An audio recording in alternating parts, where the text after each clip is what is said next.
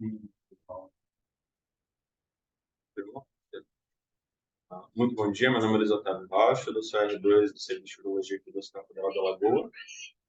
E hoje a gente vai fazer uma breve discussão a respeito desse paper que é da New England, a prostatectomia radical versus observação para o câncer de próstata localizado. É um artigo que tem já um tempo, é um artigo de 2012, é considerado um artigo histórico já.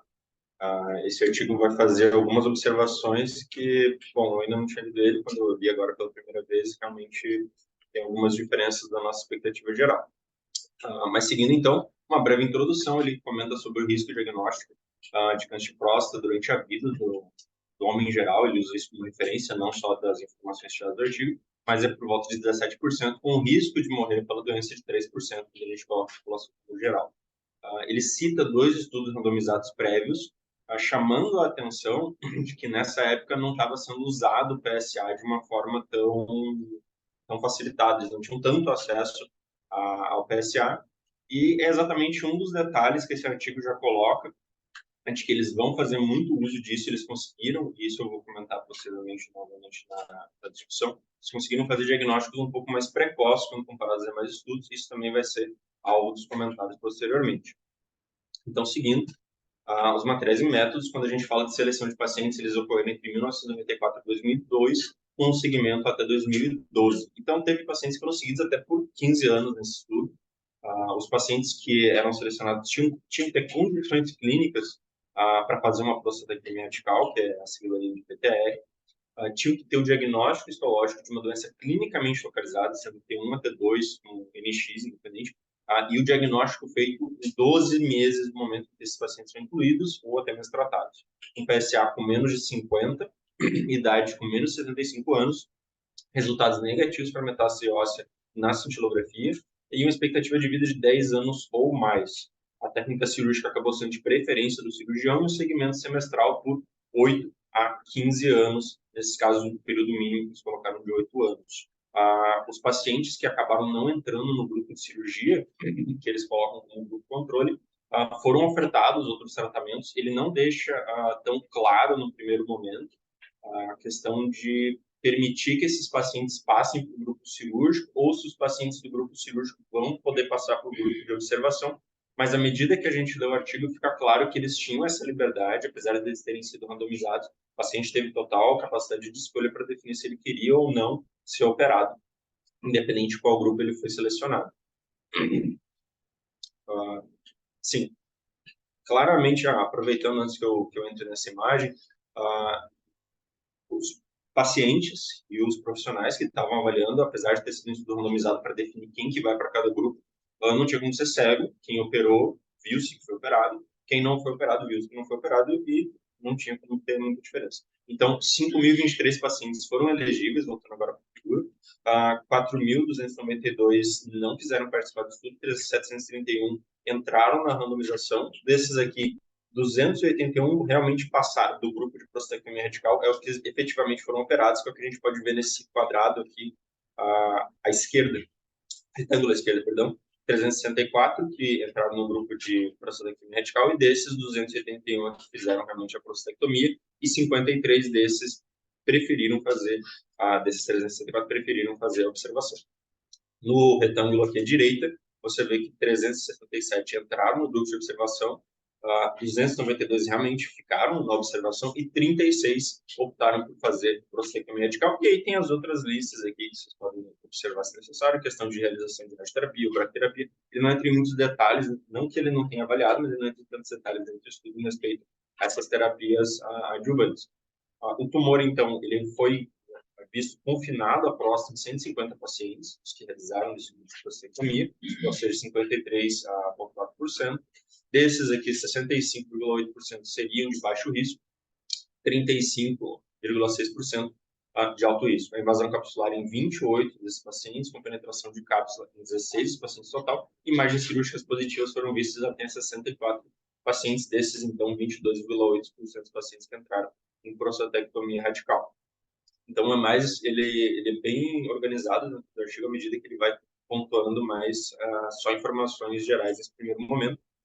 Eu vou, aproveitando para não ficar um pouco confuso, a questão da discussão, como ele entrega muita informação dentro do artigo, eu vou, à medida que eu for entregando os resultados, eu vou discutindo com vocês o que eles colocaram dentro da discussão do artigo. Aqui, uma curva de Kaplan, ele coloca como mortes por qualquer causa, e depois vocês vão ver que vai ter morte por causa de prostatectomia radical e de tratamentos associados à prostatectomia radical. Desses aqui, ocorreram 354 óbitos, ou 48,4%. Destes, os pacientes que passaram por PTE, 171, em observação, 183. Então, ele já coloca até nos resultados, e posteriormente na discussão, que ele não viu a diferença estatística desses grupos, não foi significativo em relação à mortalidade geral desses pacientes. Ele não, nesse primeiro momento, ele não faz uma divisão por gravidade de doença, valores de PSA, nem de Gleason, independente, ou se o paciente posteriormente apresentou metástase ou não. Aqui é o grupo de mortes associados ao câncer de próstata, não necessariamente a prostatectomia radical, mas ao câncer de próstata. Essa morte atribuída ao câncer ao tratamento ocorreu em 52 pacientes. Desses pacientes aqui, 21 são do grupo de prostatectomia radical e dos 31 do grupo de observação. Também, novamente, ele não viu a significância estatística de um grupo para o outro, não conseguiu fazer uma diferenciação se teria um tratamento melhor que o outro, ou um manejo necessariamente melhor do que o outro. Agora sim, agora quando a gente chega nessa próxima figura, é que ele começa a comentar em cima de grupos específicos dentro daquele gráfico que a gente conversou previamente. Eu quero que vocês atentem mais, esse aqui é grupo de morte por qualquer causa, principalmente para os valores de PSA. À medida que ele fala em relação de idade, ele não viu significado de estatística, raça, a performance score desses pacientes, de maneira geral. Notem que, até pela imagem, pelos valores de P, pelo odds ratio, a gente não vê diferença estatística. Mas quando a gente chega em PSA, aqui, principalmente nos pacientes que têm um PSA um pouco mais elevado, são pacientes que tiveram uma significância estatística nesse primeiro momento. Ele coloca também os pacientes também aqui no grupo de risco com risco intermediário, pensando também, somando os fatores, não só de Gleason, mas também de PSA. E esses pacientes aqui, como vocês podem ver também, vão entrar os que tiveram significado estatístico. Apesar do que, quando a gente olha risco geral, o valor de P ele é de 0,07, mas no texto ele faz esse comentário chamando a atenção para esse detalhe. O Gleason score, apesar do que a gente geralmente iria esperar, em relação a menor que 7, maior ou igual a 7, isoladamente não teve significado estatístico quando a gente faz essa análise de mortalidade. Só pontuando também, aproveitando, falando muita morte, mas o próprio artigo, no começo, ele já deixa bem claro que a principal coisa que ele vai avaliar, não que ele não tenha avaliado também implicações, mas a principal coisa que ele busca avaliar é a mortalidade nesses pacientes. Morte por câncer de próstata agora, lembrando que eles fazem essa divisão, a gente já fez essa divisão no gráfico prévio, agora também falando os mesmos valores, novamente, os primeiros que eu citei, eles não vão ter significado estatístico, idade, raça. Quando a gente chega em PSA, novamente o PSA maior que 10 teria um certo valor estatístico, menor ou igual a 10 não teria tanta diferença de mortalidade de um grupo para o outro. Entretanto, quando a gente vai avaliar agora a questão de risco, a gente também não vê muita diferença. Dessa vez a gente não tem um significado estatístico para nenhum desses valores. E o Gleason, novamente, também se repete, não tem essa significância estatística, ele deixa isso bem claro também na discussão.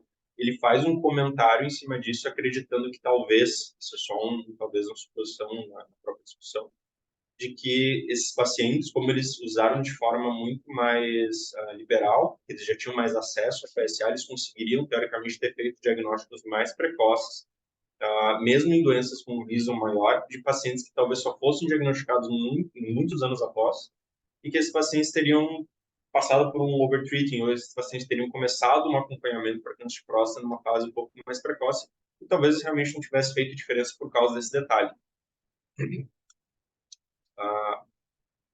Os eventos adversos aqui, deixa eu só puxar um pouquinho para cá, os eventos adversos aqui.